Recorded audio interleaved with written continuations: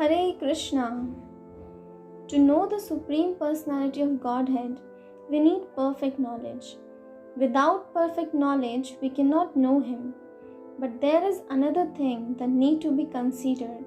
That is, only with knowledge we cannot know the Supreme Lord. There are so many sages who are unable to understand the Lord with their knowledge. They consider the Lord to be impersonal. They consider the Lord to be formless. That means they also don't have the perfect knowledge. Now, how one can get the perfect knowledge?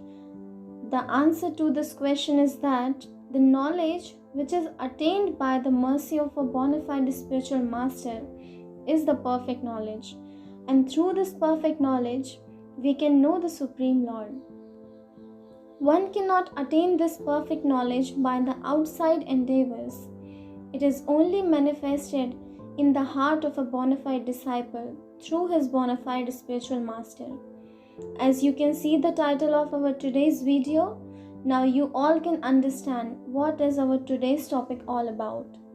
So let's hear a story to understand how Divya Gyan Hriday Prakashita, or how this perfect knowledge can be manifested in our hearts. Once upon a time, there was a rishi named Ayodhya who had 3 disciples, Upamanyu, Aruni and Veda. One day, Ayodhya asked Aruni, "My dear boy, please go to the agricultural field, for there is a break in the irrigation ditch, which is allowing all of the water to flow out. Somehow or other, you must repair the breach so that our crops will not be spoiled." Aruni went to the fields, but then he became very anxious because he could not think of any way to execute his guru's order. Finally, however, he decided to lay down in the ditch, and in this way he was able to stop the water from flowing out of the breach. Then, when the evening arrived, the rishi Ayodhya found Aruni to be absent. So he inquired about him from his other disciples. When Ayodhya was reminded of his order, he hurriedly went to the agricultural field along with Upamanyu and Veda. Then, when the rishi called for Aruni, the boy got up out of the irrigation ditch and appeared before his preceptor. When Ayodhya saw the way in which his disciple had executed his order by undergoing so much personal inconvenience, he became very pleased and blessed him by saying, "May all the Vedic knowledge shine brightly within you." After this incident, Aruni took permission from his guru and then returned to his home in order to enter into family life. Next, Ayodhya ordered his disciple Upamanyu to take up the task of looking after the cows in the pasturing ground. Upamanyu cheerfully left in order to execute his guru's order. Then, after having tended to the cows all day, when Upamanyu returned to the ashram in the evening, Ayodhya saw that his disciple's body was in a very healthy condition, and so he inquired, "What is it that you are eating that makes you so fat?" Upamanyu replied, "I maintain myself by begging, and whatever I receive as alms, I eat."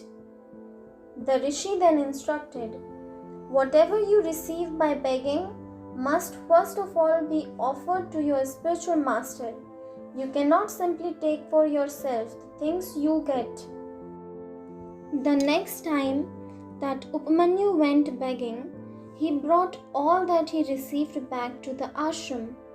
However, Ayodhya took everything and left his disciple nothing. Upamanyu then went to tend the cows, and in the evening he returned to his preceptor. Upon seeing that his disciple's body was still strong and healthy, Ayodhya inquired, "I took away all the alms that you had received by begging. How do you manage to maintain yourself now?" Upamanyu replied, "Because you had taken away all my alms, I went begging for the second time, so that I could eat." And this Ayodhya angrily declared, "You are a greedy and unfit disciple, because you have knowingly disobeyed my order for the sake of your bodily comfort." Upamanyu humbly accepted his guru's chastisement, and then the next day he went to tend the cows as usual. When he returned that evening, Ayodhya saw that his disciple was still fat and healthy, and so he asked, "By what means are you able to support yourself so nicely now?" Upamanyu replied, "I do not go begging anymore. I live simply by drinking the milk from the cows." Ayodhya was very displeased to hear this. However, and so he replied, "You are drinking the cow's milk without first offering it to your guru. In this way, you are still committing the same offense." Upamanyu accepted this chastisement, and then the next morning he went to the fields in order to tend the cows as usual. When Upamanyu returned to the ashram that evening, however, Ayodhya saw that he still looked very healthy. Thus he inquired, "What means have you adopted now to keep your body and soul together?"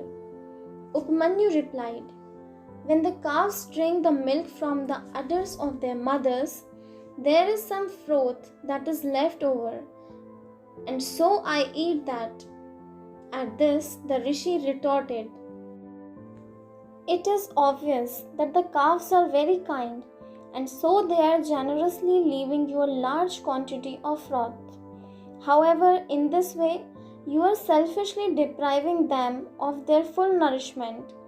For this reason, I forbid you to drink any more froth, for you are living at the expenses of others." Upamanyu faithfully obeyed the order of his guru, and thus at last he became very hungry. Finally, out of desperation, he ate some of the pungent leaves from an ark tree, and this caused him to go blind. Famished and aggrieved, Upamanyu began crawling about on his hands and knees, and while doing so, he fell into a dark well. When Upamanyu did not return that evening, Ayodhya and his disciples went to the forest in order to search for him. Upamanyu could hear his name being called out, and so he shouted, "I am here in the bottom of this well." Ayodhya quickly came to that spot, and when he saw what had happened, he advised Upamanyu, "My dear disciple, you should recite prayers that glorify the Ashwini Kumaras. They are heavenly physicians, and so, by their mercy, your sight may be restored." After saying this, Ayodhya returned home, and Upamanyu began to recite mantras from the Rig Veda in glorification of twin Ashwins. Thus, being invoked, the Ashwini Kumaras actually appeared before Ayodhya's distressed disciple, and they offered him a piece of celestial cake as a benediction. However, the faithful disciple then said, "I dare not eat this without first offering it to my preceptor."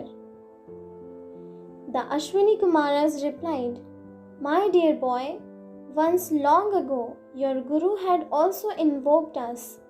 When we gave him a similar cake, he ate it without offering it first to his preceptor.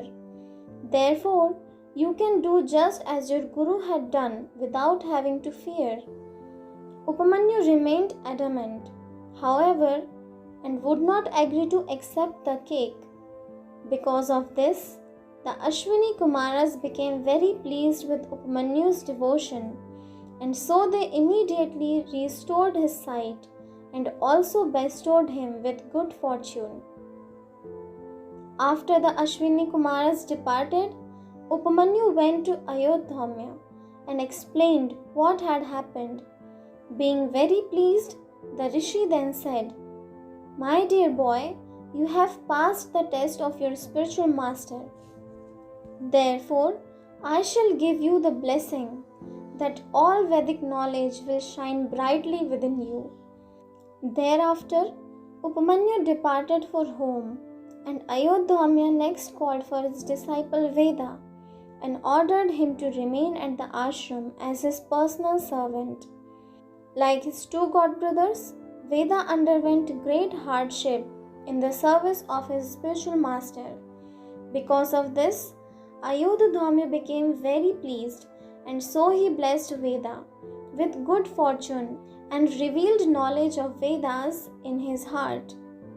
After receiving permissions from his preceptor, Veda returned home in order to enter into household life. So this was the story of the three disciples of Ayodhamya who pleased their spiritual master by devoted service and gets the blessing that all Vedic knowledge will shine brightly within them. Hare Krishna.